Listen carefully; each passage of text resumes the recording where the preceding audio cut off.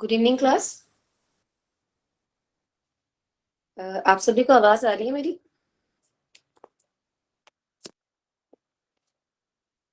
Okay.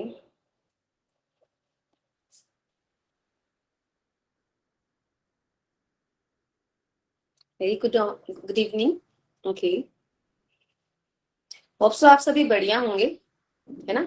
और आप सभी को याद होगा जो हमने लास्ट सेशंस ली थी, लास्ट क्लासेस ली थी, उसमें हमने क्या क्या सीखा था। अभी काफी लोग ज्वाइन हो चुके हैं, कुछ लोग और ज्वाइन कर रहे हैं। तब तक हम थोड़ा रिवीजन कर लेते हैं कि हमने लास्ट क्लासेस में क्या क्या सीखा था या क्या क्या पढ़ा था, है ना? मेरे ख्याल से आप सभी उस पर वर्क भी कर रहे होंगे, क्योंकि जैसा मैंने आपको बताया था, ये एक प्रैक्टिकल सब्जेक्ट है जिसमें आपको रेगुलर प्रैक्टिस करने की जरूरत है, तब आपको जो है आप इसमें एक्सपर्ट बन पाएंगे, है ना? सो एक बार हम रिकॉल कर लेते हैं हमने क्या क्या अभी तक जो है टॉपिक्स कवर करे हैं और क्या क्या पढ़ा है। तो जैसा हमने पर्सनालिटी डेवलपमेंट हमारा जो मेन टॉपिक है, उसके बारे में जाना कि पर्सनालिटी क्या होती है एंड हम उसे किस तरीके से ग्रो कर सकते हैं। आपकी सभी आदतें, आपकी सभी बिहेवियर्स, ये आपकी पर्सनालिटी को रिप्रेजेंट करते हैं और उसको हम किस तरीके से पॉजिटिव और अच्छे वे में ग्रो कर सकते हैं, ये हमने सीखा। इसी के साथ साथ हमने हमारी जो पर्सनालिटी होती है उसकी उसको 4 पार्ट में डिवाइड किया था, जैसे कि आपके इमोशनल पार्ट होता है, आपका सोशल पार्ट होता है, प्रोफेशनल होता है ना? और इसके अलावा जो आज हम पढ़ने वाले फिजिकल होता है। तो हमने 3 पार्ट ऑलरेडी कवर कर दिए हैं, है ना? जिसमें से आपके इमोशंस को आप किस तरीके से मेंटेन कर सकते हो, या आपके इमोशन आपके बिहेवियर को कैसे कंट्रोल करते हैं, ये सब हमने बताया था। और इसको किस तरीके से आप अपने लिए यूज कर सकते हो और अपनी छवि को, अपनी इमेज को और बेहतर कर सकते हो, ये हमने आपको बताया था। जिसमें आपका स्ट्रेस मैनेजमेंट, आपकी पॉजिटिव थिंकिंग, ये सारी चीजें उसमें इंक्लूडेड थी।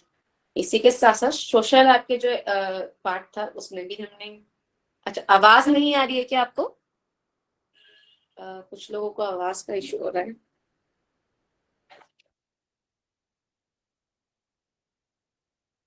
ओके, आ रही है।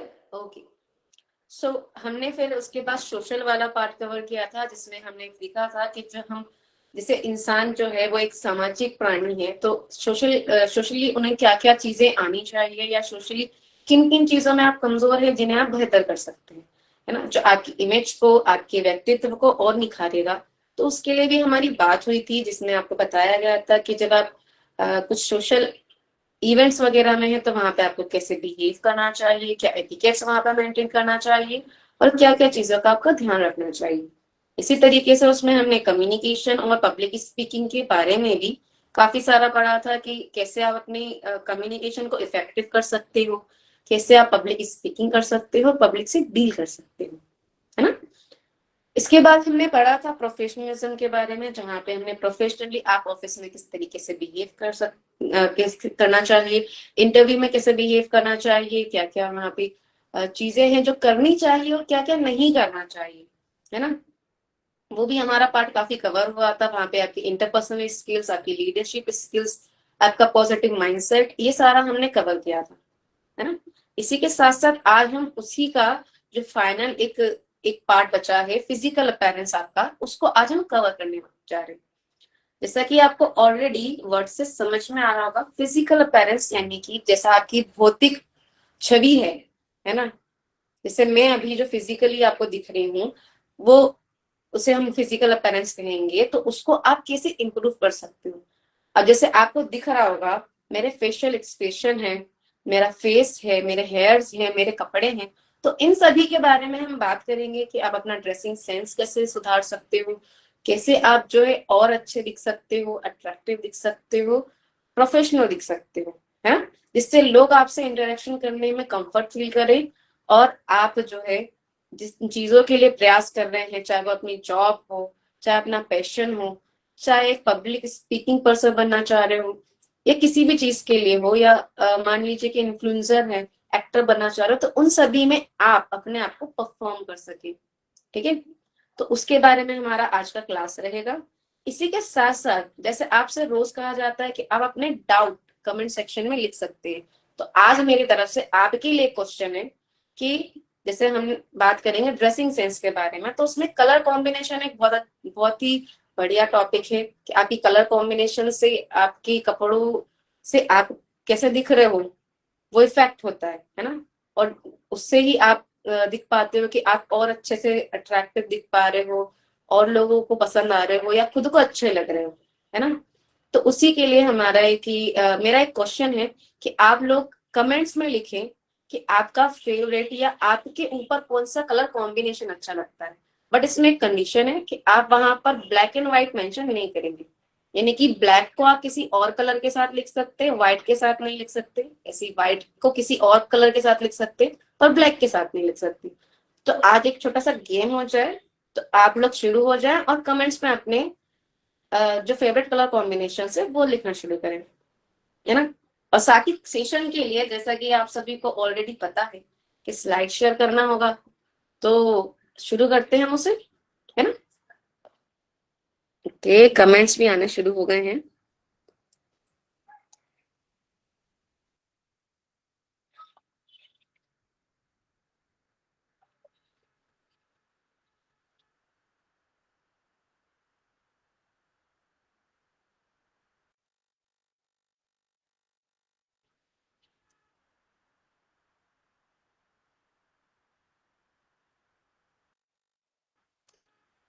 ओके, आई थिंक आप सभी को दिख रही होगी मेरी स्लाइड।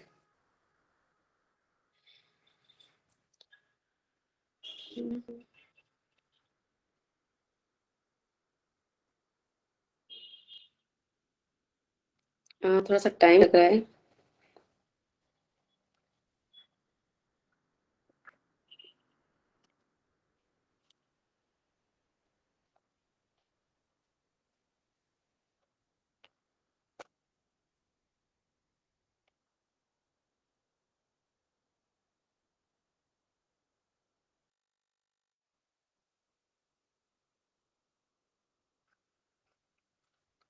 कुछ लोगों ने प्रेजेंटेशंस बनाए हैं, उन पे वर्क भी कर रहे हैं, तो उन सभी को मैं अप्रिशिएट करना चाहूंगी कि जो हमारा मोटिव है कि आप इन चीजों को अप्लाई करें और इनकी प्रैक्टिस करें, तो आप में से काफी लोग कर रहे हैं, और इसके लिए आप सीरियसली अप्रिशिएट करने लायक हैं। आप सभी की तारीफ होनी चाहिए कि आप उन चीजों पर वर्क कर रहे हैं, आप सभी ने शुरू कर दिया है ना।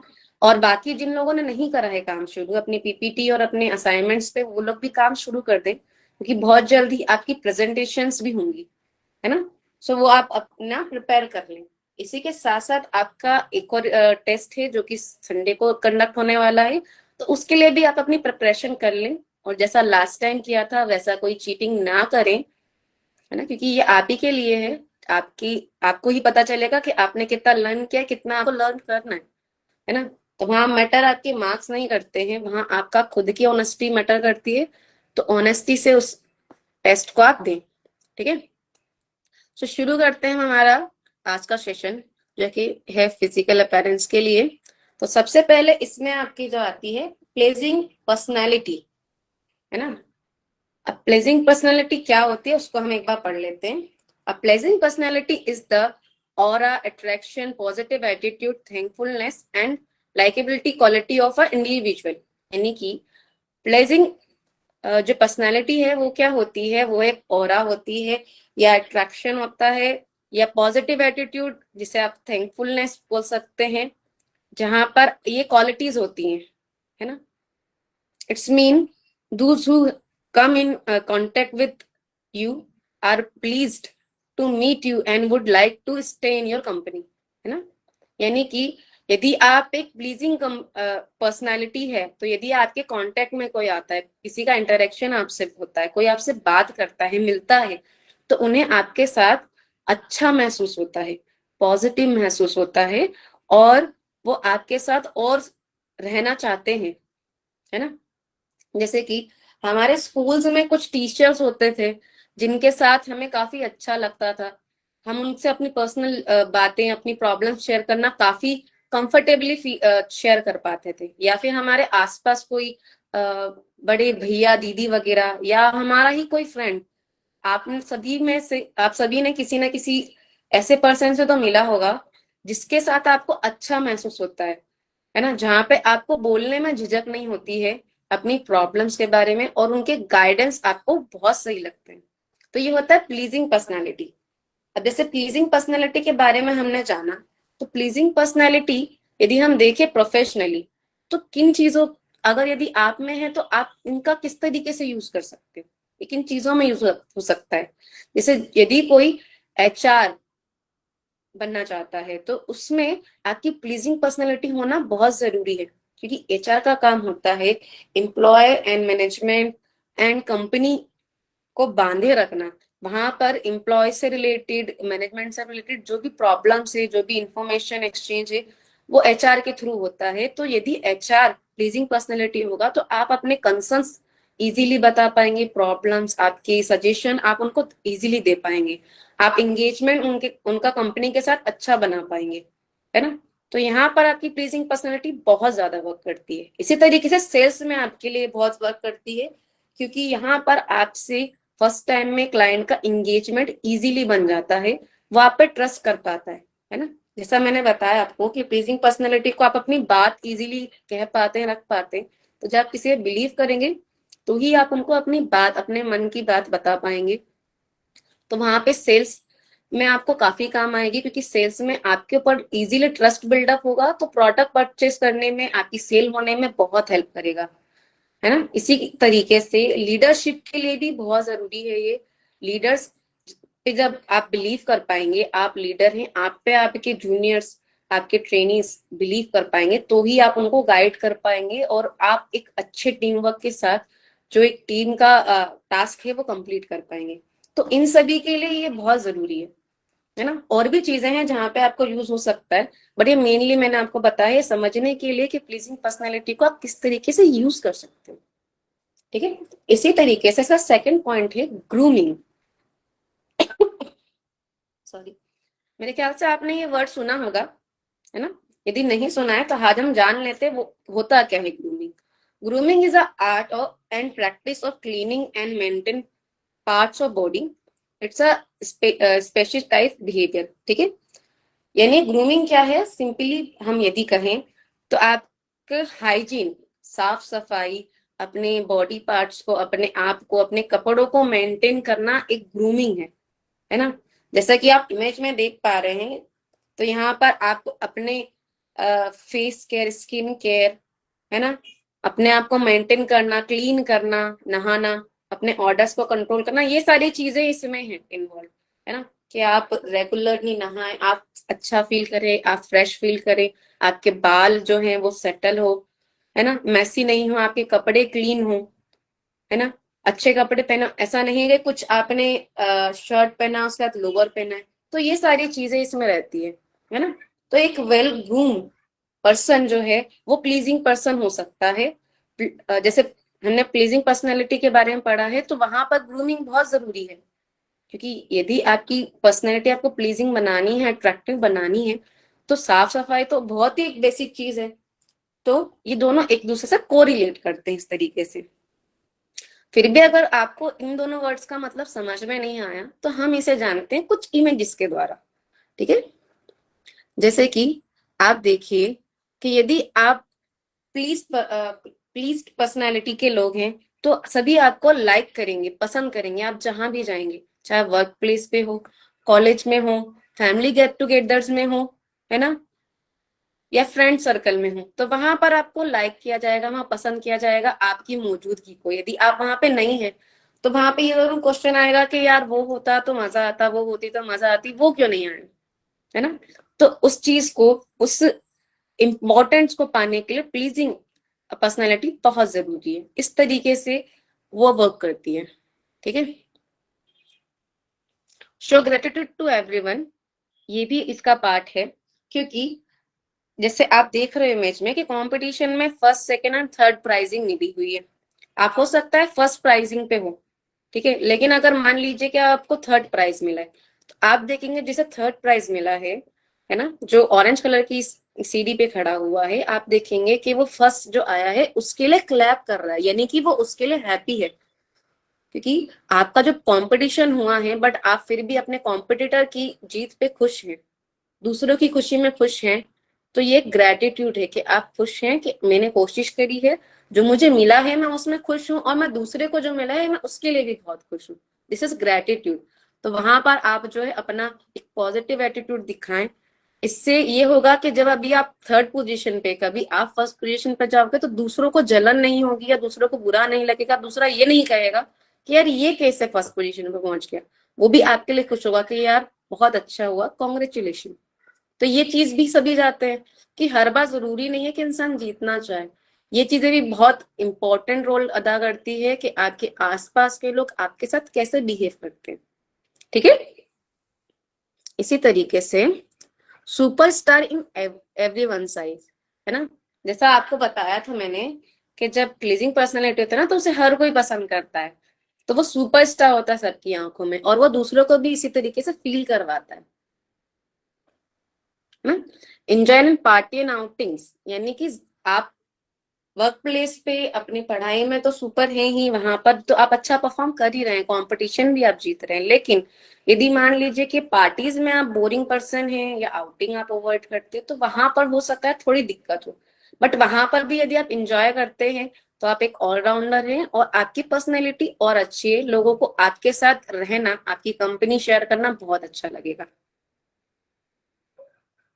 ठीक है। अब इसी को हम थोड़ा सा और देखते हैं कि यदि आपकी प्लीजिंग पर्सनालिटी है, या आपको अपनी पर्सनालिटी को प्लीजिंग करना है ताकि लोग आपसे इंटरेक्शन इजीली कर सके, तो उसको हम कैसे और इनहेंस कर सकते हैं, या क्या क्या चीजें हम उनमें अवॉइड करनी चाहिए ताकि वो बढ़ सके वो क्वालिटी।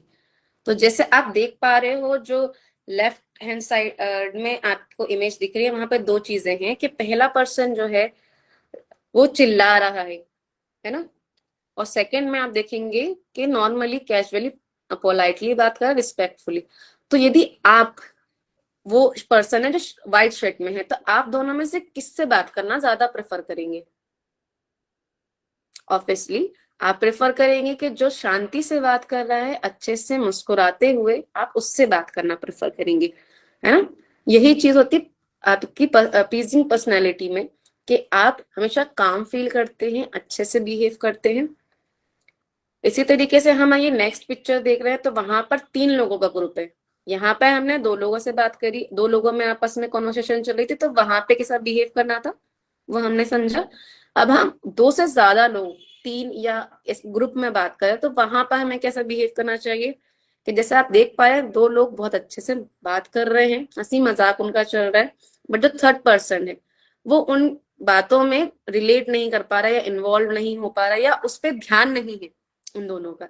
इसके कारण उसको अनकंफर्टेबल फील हो रहा है, या उनको ऐसा महसूस हो रहा है कि उनकी मौजूदगी यहाँ पर इंपॉर्टेंट नहीं है। इस सिनारियो में यदि हम देखें, तो थर्ड पर्सन या तो वहां से उठकर चला जाएगा, या फिर उसको अच्छा फील नहीं होगा। तो यदि आप चाहते हैं कि आपसे लोग कनेक्टेड रहें, तो सभी से एंगेजमेंट बनाना जरूरी है ना। तो जब आप ग्रुप में बात करें, तो सब पे ध्यान देना, सबसे बात करना, इंटरेक्शन करना इज इम्पोर्टेंट। ठीक है।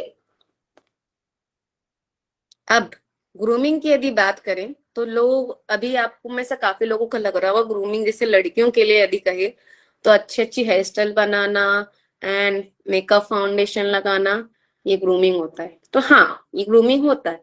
बट लड़कों के लिए ग्रूमिंग क्या होगा फिर? तो लड़कों के लिए ग्रूमिंग, जैसा आप इमेज में देख पा रहे हैं, कि उनके बाल प्रॉपर कटे हों, है ना, वेल सेट सेट हो। ऐसा नहीं है कि कहीं भी बाल एकदम उड़ रहे हैं, या बिल्कुल उलझे हुए हैं, या बिल्कुल बिखरे हुए से हैं, वैसे नहीं हो, सेट हो। ऐसे के जैसे आप देख पा रहे हो कि चेहरा देखिए चमक रहा है, बिल्कुल क्लीन हो, है ना। उनकी बियर्ड यदि है, शेव वगैरह है, तो वो वेल मेंटेन हो, ऐसा नहीं एकदम कि बिल्कुल कबीर सिंह के जैसे हाल है। तो वो एक मेंटेन रहे। कपड़े आप देखेंगे तो कपड़े भी आप देखेंगे बिल्कुल नीट एंड क्लीन है ना, बिल्कुल भी गंदे नहीं है, चमकते हुए हैं। इसी तरीके से लड़कियों का भी इसी तरीके से रहेगा कि जो आप कपड़े पहन रहे हो, पहली चीज में कंफर्टेबल हो, आपके बाल बिल्कुल जो है बने रहे, जैसे आप जैसे भी आपके कंफर्टेबल रहे, ओपन है, या जो भी आप हेयर स्टाइल करते हो वह आपकी सही रहे, है ना। आपका फेस क्लीन हो, है ना।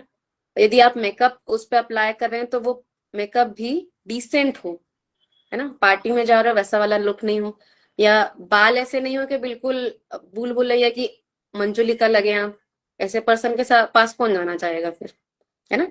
तो कहने का मतलब ये है कि आप मिरर में जब आप अपने आप को देखें, आईने में अपने आप को देखें, तब आपको फील हो कि आप अच्छे लग रहे हो, और वही फील दूसरों को भी दिखे, है ना। तो वो आपको यहाँ पे करना है, ग्रूमिंग इसी को कहते हैं। फिर यहाँ पे ये फिजिकल ग्रूमिंग थी। मेंटली ग्रूमिंग यानी कि आपके मन से, आपके दिमाग से भी आप जो है खूबसूरत लगे, आपके थॉट्स भी क्लीन हो, आपकी बॉडी आपके कपड़ों जैसे, तो उस वो भी आपको मेंटेन करने की जरूरत है ना। तो जैसे डिजिटल मार्केटिंग के पार्ट में क्रिएटिव काम होता है, जैसे सर ने बताया है, आपको इंस्पायर होना और सारी चीजें जरूरी है। तो वहां पर आपकी मेंटल ग्रूमिंग बहुत जरूरी है, क्योंकि आइडियाज तो तभी आएंगे ना जब आपका दिमाग साफ होगा। यदि दिमाग में कंफ्यूजन चल रहा है, टेंशन चल रहा है, स्ट्रेस है, और आप कहीं हैं, दिमाग कहीं और है, तो वहां पर फिर आप आउट ऑफ फोकस होंगे। वहां पे आपका क्रिएटिव पार्ट हो या कुछ ऑलरेडी सेल्स से रिलेटेड, किसी भी प्रकार का एजुकेशन से रिलेटेड भी काम हो, वहां पर आपको डिस्टरबेंस होगा, डिस्ट्रैक्ट होंगे, और वो चीज आप उतने अच्छे से परफॉर्म नहीं कर पाएंगे जितने अच्छे से आप कर सकते हैं। तो इसलिए मेंटली ग्रूमिंग भी बहुत जरूरी है, जिसके लिए यहाँ पे आप देख पाएंगे इमेज में कुछ आप चीजें कर सकते हैं। जैसे म्यूजिक सुन के आप अपने दिमाग को रिलैक्स कर सकते हैं, मेडिटेशन योगा आप कर सकते हैं, ये आपके फोकस को इम्प्रूव करता है, दिमाग को काम करता है। इसके अलावा गार्डनिंग से आपको जो है मेंटल पीस, शांति आपको महसूस होती है। बुक रीडिंग एक बहुत अच्छी चीज है, ये आपके माइंड को नरिश करती है ना। माइंड को ग्रो होने के लिए एक्सरसाइज करवाती है बुक रीडिंग, और बुक रीडिंग में आप नई नई चीजें भी सीखते हैं, है ना। जैसे वहां पे, जैसे आप जिस प्रकार की आप बुक रीड करेंगे ना, उस प्रकार की चीजें आप एडमिट करने लगेंगे, उस प्रकार की चीजें में आपका दिमाग ग्रो करने लगेगा। मान लीजिए आप कोई साइंस फिक्शन बुक आप पढ़ रहे हैं जिसमें साइंस से रिलेटेड बहुत सारी चीजें हैं, तो वहां पे आप साइंस से टेक्नोलॉजी से रिलेट करती हुई बहुत सारी चीजों के बारे में बहुत अच्छे से सोच पाएंगे, उनको एक्सप्लोर कर पाएंगे, उन पर रिसर्च कर पाएंगे। उस तरीके से आपका माइंड काम करने लगेगा। वहीं मान लीजिए आप कोई ऐतिहासिक बुक पढ़ रहे हैं, तो इतिहास से जुड़ी हुई चीजों में आपका इंटरेस्ट जागेगा, क्वेश्चन आएंगे, उनको एक्सप्लोर करोगे आप, तो ये सारी उसमें चीजें रहेंगी। तो बुक रीडिंग बहुत अच्छा है। काफी लोगों ने लिखा भी था अपनी हॉबी में कि वो बुक रीड करते हैं, है ना।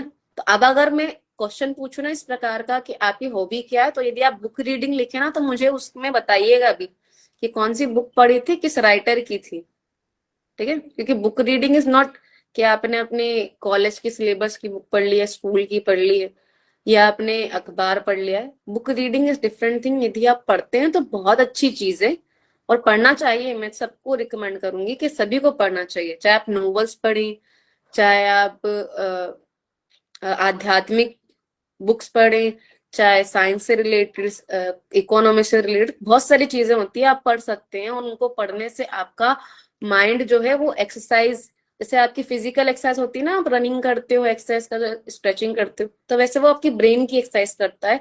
आपका ब्रेन और एक्टिव होता है, आप और अच्छे से उसको यूज कर पाते हो। तो बहुत अच्छी चीज है यदि आप लोग बुक पढ़ते हो, तो आप उसे इस तरीके से पढ़ें कि आपको किस चीज में इंटरेस्ट है, कौन सा आपका, जो आपका लिखवाया गया था ना फॉर्म में कि आपका इंटरेस्ट और फील्ड, कि किस डिपार्टमेंट में आप जाना चाहते हो, तो उससे रिलेट करते हो यदि आप कुछ बुक्स पढ़ना शुरू करेंगे ना, तो आपके लिए काफी हेल्पफुल रहेगा, आपके फ्यूचर गोल को अचीव करने के लिए, आपकी इंटरव्यू को सुधारने के लिए। आप मान लीजिए किसी को एचआर का इंटरव्यू देना है, और यदि आपने एचआर से रिलेटेड, ह्यूमन रिसोर्स से रिलेटेड के लोगों की साइकोलॉजी क्या होती है, लोगों को एंगेजमेंट कैसे बढ़ाना चाहिए लोगों के साथ, उनकी प्रॉब्लम कैसे सॉल्व करना चाहिए, कैसे आप काम रह सकते हैं, ये सारी चीजें अगर आप पढ़ेंगे, तो जब आपसे का इंटरव्यू लिया जाएगा, तो वहां पर आप उन क्वेश्चंस का आंसर दे सकते हैं, और बहुत अच्छे से दे सकते हैं, इफेक्टिवली, है ना। तो वो एक बहुत ही प्रभाव डालेगा आपके इंटरव्यू में, और हो सकता है उससे आपका सिलेक्शन भी हो, ठीक है। तो ये भी बहुत इंपॉर्टेंट चीज है। इसी तरीके से यदि आपका माइंड, अब आपने एक्सरसाइज के बारे में सुन लिया, अब आपका यदि माइंड ग्रूमिंग आप नहीं करते हैं, माइंड आपका शांत नहीं है, तो वहां पर क्या दिक्कतें आ सकती है, क्यों जरूरी है। जैसे आप देखेंगे पहली वाली इमेज में, विदाउट काम माइंड सेट, यदि आपका मन शांत नहीं है, तो आप देख रहे हो आप किस तरीके से ऑफिस पूरा यहाँ से वहां तहस नहस से सब यहाँ वहां दौड़ रहे हैं, है ना, सब हैरान परेशान है। तो ये सारी समस्या वहां पर आती है।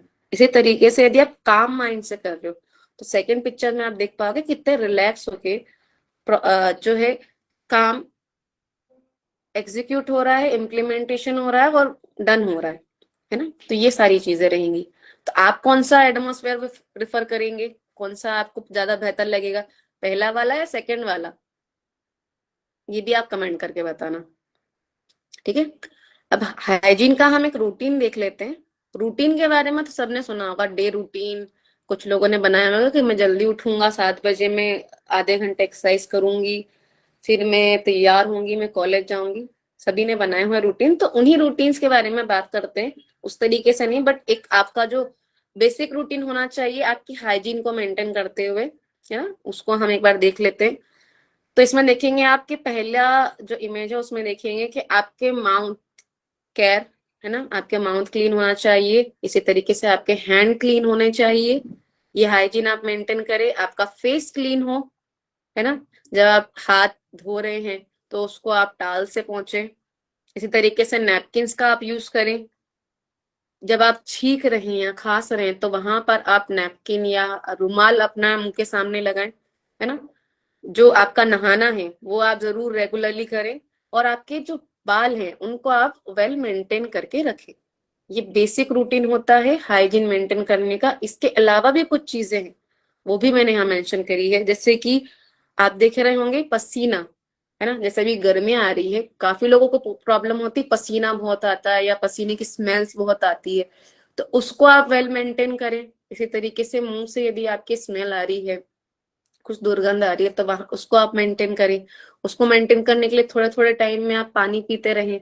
माउथ फ्रेशनर्स आते हैं वो आप यूज करें, है ना। लिस्ट्रीन भी आता है जो आप ब्रश करने के बाद क्लीन कर सकते हैं, वो सारी चीजें रहती हैं।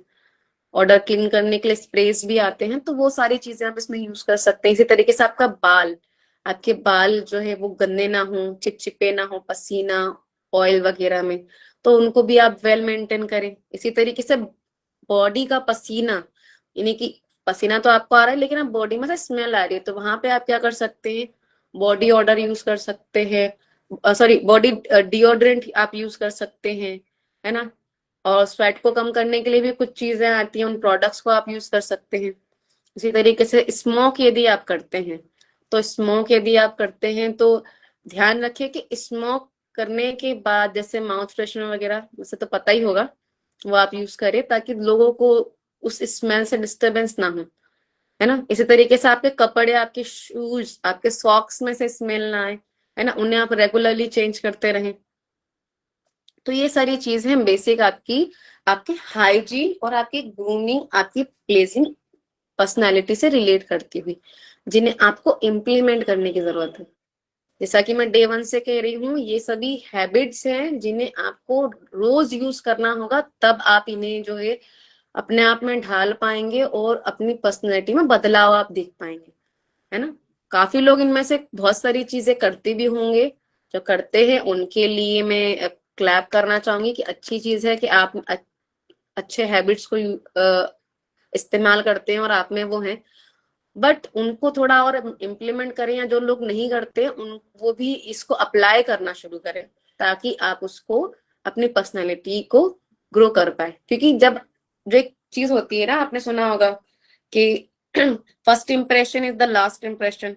और फर्स्ट इम्प्रेशन में जब आप किसी को सबसे पहले देखते हैं ना, तो आप आंखों से देखते हैं, उसकी फिजिकल अपीयरेंस ही देखते हैं कि सामने वाले ने कैसे कपड़े पहने हैं, कैसे शूज पहने हैं, कपड़े गंदे हैं या नहीं, बाल कैसे हैं, है ना, अपने आप को कैसे अपनी खुद की देखभाल कैसे करते हैं, अपने कपड़ों को कैसे संभालते हैं, अपनी चीजों को कैसे संभालते हैं। तो उसी से रिलेट करता हुआ ये पूरा सेशन है ना। तो वो चीजों पे आपको ध्यान देना है कि आपको कोई कैसे देख रहा है, या आप दूसरों के दिमाग में क्या इमेज आपकी बन रही है, उसको आप सुधारें। तभी आप एक प्लीजिंग पर्सन बन पाएंगे, एक आइडल पर्सन बन पाएंगे, क्योंकि ये सबके लिए जरूरी है। क्योंकि यदि आपको भीड़ से अलग दिखना है तो ये आपको करना पड़ेगा। जब आप इंटरव्यू देने जाते हो तो वहां पे भी भीड़ आती है इंटरव्यू देने, एक या दो पर्सन नहीं आते। आप यदि कहीं इंटरव्यू देंगे ना, तो वहां पे 10-15 लोग ऑलरेडी बैठे होंगे, अगर एक डेजिग्नेशन निकली है और 15 लोग इंटरव्यू दे रहे हैं, आपको सिलेक्ट होना है तो आपको भीड़ में से अलग दिखना होगा, जिसके लिए बहुत जरूरी है। ठीक है, तो अब हम जाते हैं नेक्स्ट चीज पे, जो कि है आपकी positive body language. Body language के बारे में हमने पहले भी पढ़ा हुआ है ना, तो एक बार और पढ़ ले। body body language is a type of non-verbal communication that put us in a position of comfort, likability and dignity। यानी कि आपकी बॉडी लैंग्वेज क्या है, एक कम्युनिकेशन करने का तरीका है। जैसे पहले भी आपको बताया था कि जब आप शोल्डर डाउन करके या मायूस फेस बना के जब आप किसी से बात करते हो, तो वहां पे सामने वाले को सीधा यही इंडिकेट होता है, सामने वाले को यही लगता है कि आप उदास हो या आप में कॉन्फिडेंट की कमी है ना। तो ये कम्युनिकेशन करने का एक तरीका ही है कि आप अपनी बॉडी से प्रेजेंट करते हो कि आप स्ट्रेट खड़े हो, कॉन्फिडेंट हो, कंफर्टेबल हो, है ना। अच्छे कपड़े आपने पहने हो तो वहां पर आप ये शो कर रहे हो कि आई एम रेडी, है ना, कि अब तो मैं ही परफॉर्म करूंगा, मैं सबसे अच्छा परफॉर्म करूंगा। कॉन्फिडेंट वहां पे अपना शो आप करते हो। तो ये आपकी कम्युनिकेशन का एक तरीका है जहां पे आप बिना बोले सामने वाले को बताते हो कि आप क्या हो या आपके दिमाग में क्या चल रहा है, आप कितने काबिल हो उस जगह के लिए, उस चीज के लिए, उस टास्क के लिए, है ना। तो ये आप वहां पे कम्युनिकेट कर पाते हो। Also known as open body language, it's help us to open and approach to approachable to others, helping them feel comfortable during interaction and exchange, है ना। तो ये जैसा मैंने बताया था कि आप सामने वाला बिलीव कर पा रहे हो कि हाँ आप प्रेजेंट हो, आप परफॉर्म कर सकते हो, या आपने वहां पे बताया है, आप कॉन्फिडेंट हो या आपने वहां पे प्रेजेंट किया हुआ है।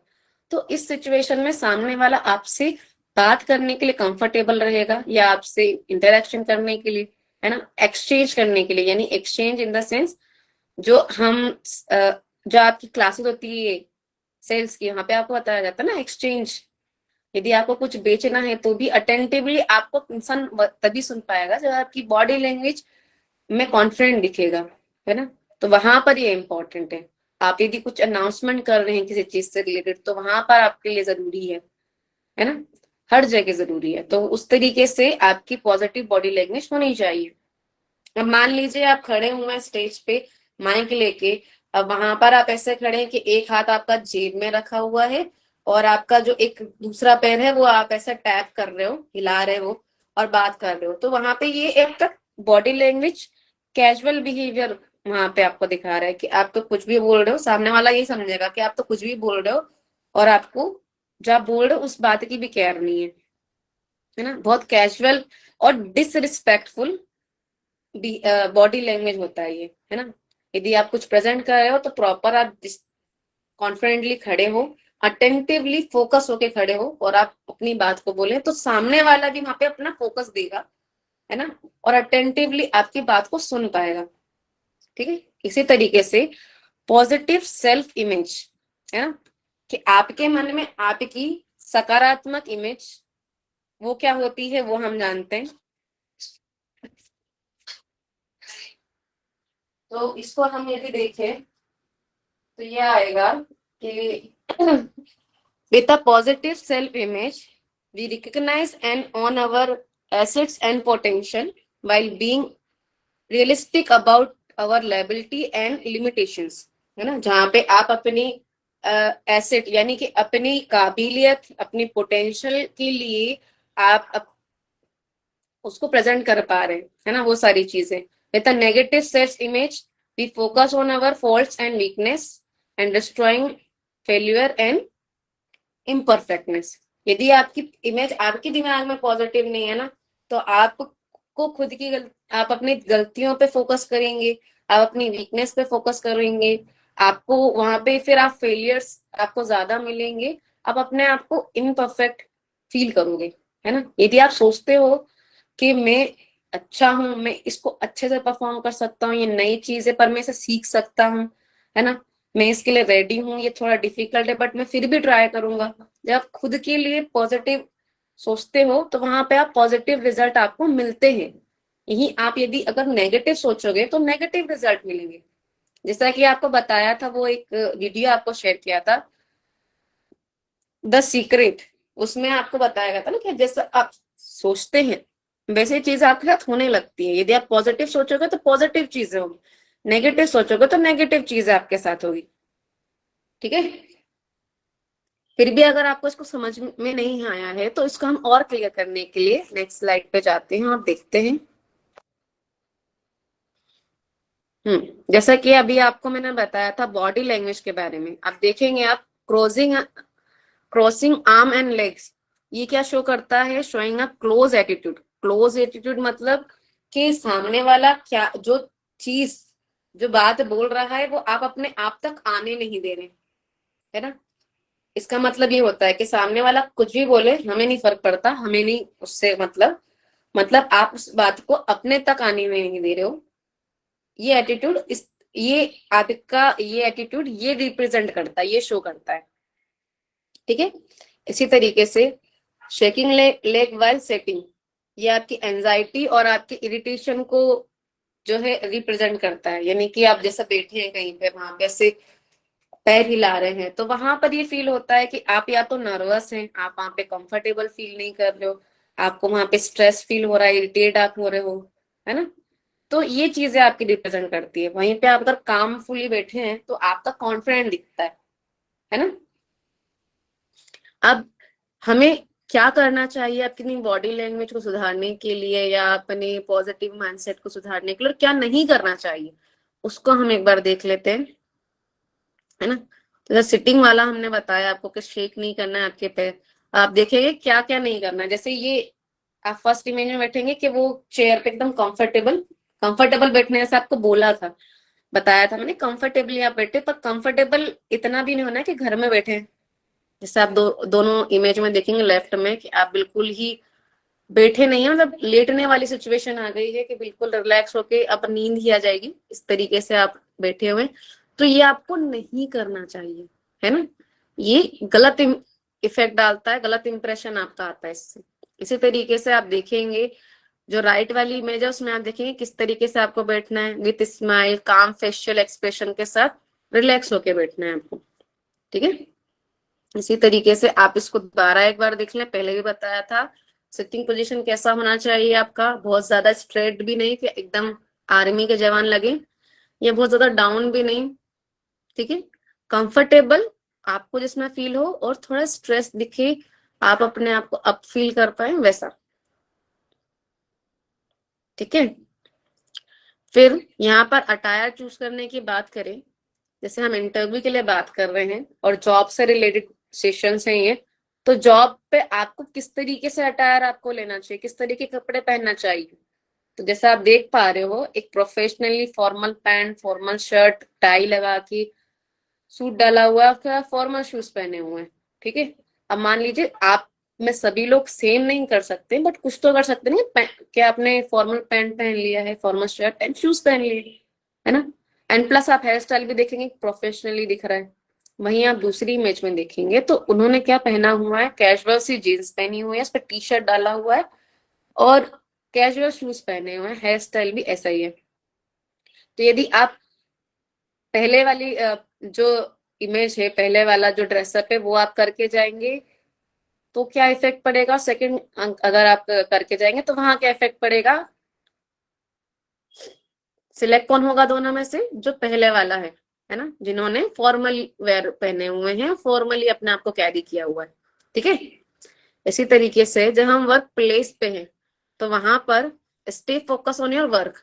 अच्छा, आप इंटरव्यू दे रहे हो या फिर आप काम कर रहे हो, तो आप अपने काम पे फोकस्ड रहें। ऐसा नहीं है कि आप हैं अभी ऑफिस में, आप सोच रहे हैं कि बस 2 घंटे बाद छुट्टी होगी तो कहाँ घूमने जाना है, यार भूख लग रही है ब्रेक लेके बाहर चलते हैं, इस टाइप की चीजें नहीं है। जैसे आप देख रहे हो ना कि बात हो रही है, मीटिंग हो रही है और ध्यान कहाँ पे, पेंटिंग पे, तो वो चीज नहीं करनी है। आपको अपने काम के लिए फोकस्ड होना है, तभी आप जो है प्रोडक्टिव बनेंगे। क्योंकि सिर्फ इंटरव्यू क्लियर करना जरूरी नहीं है आपको जॉब के लिए। जॉब के लिए आपको हर दिन परफॉर्म करना, हर दिन आपको जो है फोकस्ड रहना जरूरी है। जब आप फोकस्ड रहोगे तभी आपको उस जॉब में और आगे नई अपॉर्चुनिटी मिलेगी, आप वहां पे प्रमोट हो पाओगे, अपने आप को आगे बढ़ा पाओगे, है ना। क्योंकि ये तो हमारा काम नहीं है ना कि हमने कहीं पे जॉब ले ली, मान लीजिए कि XYZ में XYZ सैलरी में आपको कोई एक जॉब मिल गई, अब आप 10 साल तक उसी सेम सैलरी पे नहीं करोगे ना काम, या उसी डेजिग्नेशन पे नहीं करोगे ना। मान लीजिए आपके जूनियर्स आपसे आगे निकल गए, आपके सीनियर हो गए, तो वो आपको फील नहीं होगा ना अच्छा। आपको भी टाइम टू टाइम बदलाव और ग्रो करना जरूरी है। जैसा कि आपको मैं हर हर अपने सेशन में बताऊंगी, ग्रो करना बहुत जरूरी है। उसके लिए आपको हर रोज अपने पे काम करना पड़ेगा, है ना। तो प्रोफेशनली आप इन सभी चीजों पे ध्यान दें कि आपके काम पे फोकस रहें, जहां पर जिस समय प्रेजेंट है। आप पार्टी में वहां पे काम का टेंशन ले तो वो भी गलत है। पार्टी में पार्टी वाला मूड, ऑफिस में ऑफिस वाला मूड, वो आप मेंटेन करें। इसी तरीके से अब जैसे आपका किसी से इंटरेक्शन हो रहा है ना, ये इंटरव्यू इंटरेक्शन है या जो भी मीटिंग हो रही है उसके लिए, तो आप देखेंगे फर्स्ट जो इमेज है उसमें ना ही अटेंटिव है पर्सन जिससे बात हो रही है, और ना ही उसका ध्यान है, ना ही उनके एक्सप्रेशन से भी आपको पता चल रहा है कि वो इंटरेस्टेड है। तो यदि आप ऐसा इंटरव्यू देंगे या ऐसे मीटिंग करेंगे, तो मीटिंग इंटरव्यू दोनों ही आपके हाथ से चले जाएंगे। वहीं आप दूसरी इमेज में देखेंगे तो फोकस्ड है, आई कांटेक्ट बना हुआ है, बॉडी लैंग्वेज में चेंजेस है, अच्छे से बैठे हुए हैं, एंड फेस पे आप देखेंगे स्माइल मेंटेन है, यानी कि सामने वाले की बात में इंटरेस्ट है, वो आपके फेशियल से दिख रहा है, आप उस चीज को सुन रहे हैं, ये उससे प्रेजेंट हो रहा है। तो इस तरीके से आपको अपनी मीटिंग्स को, अपनी डील को, अपने क्लाइंट्स को, अपने इंटरव्यूज को हैंडल करना है, ठीक है। वहीं ये चीज क्या आपको अवॉइड करनी है कि आप यदि मान लीजिए कि आपकी मीटिंग हो रही है या आपका इंटरव्यू चल रहा है, वहां पे आप फोन यूज कर रहे हैं और सामने वाला कुछ कह रहा है, तो ऐसे में तो आपको उठा के ही भगा दिया जाएगा। यदि मोबाइल चलाना तो बाहर जाके चलाओ, है ना, यही चीज करेगा ना सामने वाला। लेकिन वहीं पर आप आई कांटेक्ट बनाए हुए हैं, आप आपका बॉडी लैंग्वेज सही है, आप उनसे बात कर रहे हैं, उनकी बातों का प्रॉपर रिस्पॉन्स दे रहे हैं, तो वहां पर आपके चांसेस उस डील के लिए या फिर जो है पास होने के लिए ज्यादा बढ़ जाएंगे, और 100% आप वहां पर पास हो जाएंगे, है ना। इसी तरीके से जब आप किसी से बात कर रहे हैं, मान लीजिए आप इंटरव्यू दे रहे हैं, अब इंटरव्यू दे रहे हैं, मीटिंग आपकी चल रही है, आपके दोस्त ने आपसे कुछ पूछा है कि ये ठीक है या नहीं, या ये चीज है। अब वहां पर आप थम्स अप कर रहे हैं या फिर आंख मार रहे हैं या ऐसी स्माइल दे रहे कि ठीक है दोस्त है, जैसे आप दोस्तों को बोलते हैं उस तरीके से, तो ये एटीट्यूड पूरी तरीके से गलत है। ये आपको नहीं करना है, क्योंकि हम बात किससे कर रहे हैं, अपने सीनियर से, अपने बॉस से, या फिर जो हमें हायर करने वाला है उससे। तो वहां पर हम फ्रेंडली नहीं, प्रोफेशनली ही बिहेव करें। जैसा कि सेकेंड इमेज में है कि आप प्रॉपरली क्लियर वर्ड में उन्हें आंसर दें, है ना, with smile and proper body language, ठीक है। इस तरीके से आपको ये करना है। तो ये हमारा था फिजिकल अपीयरेंस वाला, है ना। तो मेरे ख्याल से आपको सभी को समझ में आ गया होगा। यदि किसी को कुछ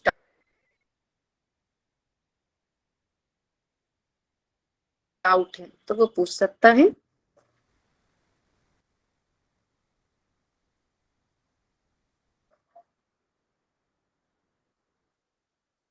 काफी सारे लोगों ने लिखा है उनके favourite colour combinations.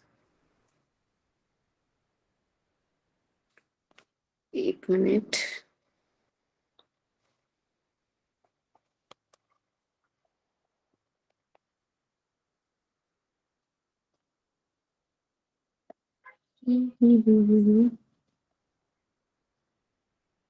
Okay, video नहीं दिख रहा था काफी लोगों को।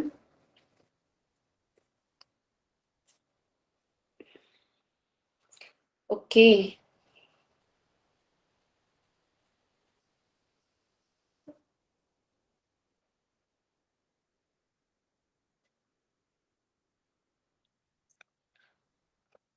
माय गॉड, बहुत सारे कलर कॉम्बिनेशन लिख दिए हैं। Decent colour is grey and white, black and pink, black and red. Black लगता है बहुत पसंद है। Black and sky blue, white, white blue and white, black and royal blue. Okay, wow. Light pink and white, black and red. Okay, okay. Wow. एप्रिशिएटेबल। आप लोगों ने काफी सारे आंसर लिखे हैं और मुझे अच्छा लगा कि आप सभी अटेंटिव थे और सुना आप सभी ने अपनी मैंने जो क्वेश्चन पूछा। प्रीवियस टेस्ट के रिजल्ट आपको बहुत जल्दी मिल जाएंगे। आपके सभी जो टेस्ट है उन सभी का रिजल्ट आपको एक साथ भी दे दिया जाएगा, है ना। So don't worry about this. आप अपने जो असाइनमेंट्स है उनको आप प्रिपेयर कर लें, है ना, और उसी के साथ साथ टेस्ट की तैयारी आप कर लें। ओ, कुछ लोगों ने लिखा भी, उन्होंने कौन कौन सी बुक्स भी पढ़ी है। Okay, very appreciable. बहुत अच्छा लगा मुझे जान के कि आप सभी बुक्स वगैरह रीड करते हैं और आप करें। ओके,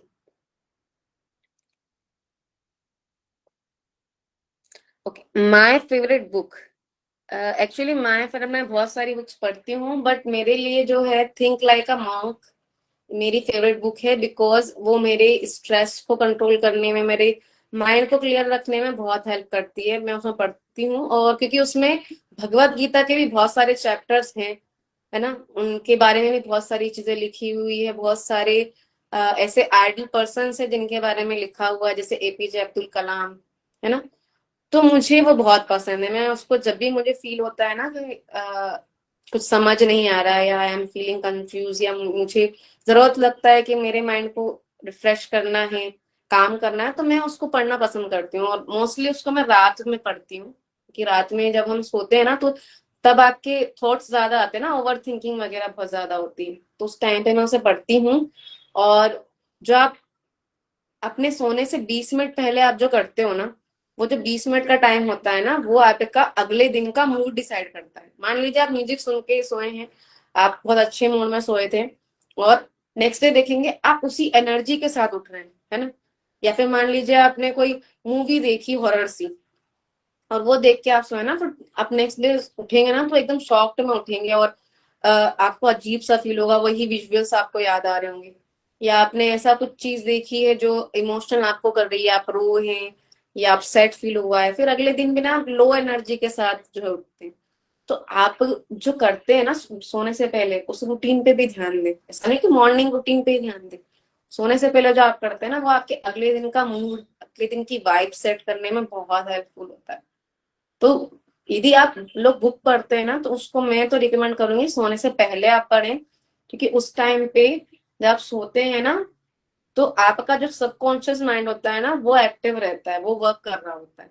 तो उस टाइम पे जो आप पढ़ रहे होते हैं ना, जो आपने अपने दिमाग को नरिश कर रहा होता है, जो एक्सरसाइज कराई होती है ना, वो वहां पे अप्लाई होती है, उसका बहुत गहरा असर होता है। तो वो जरूर आप करें, ठीक है।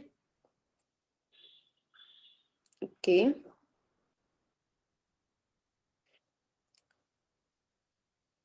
हाँ, रिटन बाय जय शेट्टी, सही बोला।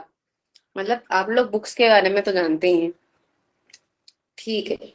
सो किसी को कुछ डाउट है और भी कुछ प्रोडक्ट और भी कुछ चीजों को लेके, है ना। नहीं है तो मैं आपको कुछ और चीजें भी बताना चाहूंगी कि जैसे आपको मैं हमेशा बोलती हूँ, आपके टेस्ट के लिए आप हमारे यूट्यूब चैनल, फेसबुक पेज और इंस्टाग्राम पेज को फॉलो करें, वीडियोस देखें, नोट्स बनाएं और उसी से जो है आप अपना टेस्ट जो है अटेम्प्ट करें और ईमानदारी से दें, क्योंकि आपको भी पता है कि आपको कितना आता है, हमें भी पता है। आप किसी को ऐसा झूठ बताने की जरूरत नहीं है। जैसा मैंने अपनी क्लासेस में बताया कि आप अपने लिए ऑनेस्ट रहें, क्योंकि ये चीजें आपके लिए है। आप समझ पाएंगे ना आपने क्या क्या सीखा है और क्या क्या आपको और सीखना है। सो दैट्स वाई वो आप अच्छे से दें। इसी के साथ अगर कुछ वहां पे क्वेश्चन में भी डाउट आता तो वो भी आप पूछ सकते हैं, जो आपको नंबर दिया था उसको भी आप कंफर्म कर सकते हैं कि क्या क्वेश्चन है एग्जैक्ट, ठीक है। इसके अलावा हाँ, जो मैंने आपको बताया ड्रेसिंग सेंस के लिए, तो ड्रेसिंग सेंस के लिए जैसे मैंने आपको कलर कॉम्बिनेशन बताया, कुछ इमेजेस बताई हैं, इमेजेस से जैसे आपको क्लियर हुआ है बहुत सारी चीजें कि कैसा आपका फिजिकल अपीयरेंस होना चाहिए, कैसे कपड़े आपको पहनना है, कैसे रिएक्ट करना है किस सिचुएशन में। तो ये जैसे आपको समझ में आ रहा है, तो इसी के लिए आप यूट्यूब पे इन्फ्लुएंसर के वीडियोस, है ना, ऐसे लोगों को फॉलो करें और उनको एडमायर करें। यदि आपको नहीं पता है ना कि आप पे क्या अच्छा लगता है तो आप दूसरों की गाइडेंस वहां पे ले सकते हैं, सभी इंटरनेट चलाते हैं, सभी यूज कर रहे हैं। तो उस चीज को थोड़ा पॉजिटिव तरीके से यूज करें कि जहां पर आप अपने आप को ग्रो कर सके। हर जगह आपको डेटा थोड़ी ना खत्म करना है, या टाइम थोड़ी ना वेस्ट करना है। कहीं कहीं पर यदि आप अपने मान लीजिए कि आप दिन में 4 घंटे यदि इंटरनेट सर्फिंग करते हैं, आपके जितने भी सोशल मीडिया सभी पे, यदि आप उसमें से आधा घंटा भी खुद की ग्रोथ में, खुद की ग्रोइंग में लगा रहे हैं ना, तो वो आपको मल्टीप्लाई करके आपको वापस मिलेगा, है ना। जब आप खुद पे मेहनत करते हैं ना, खुद पे इन्वेस्ट करते हैं, चाहे वो टाइम हो, चाहे आपकी मेहनत हो, या आपका पैसा हो, तो वो मल्टीप्लाई करके आपको रिटर्न मिलता है।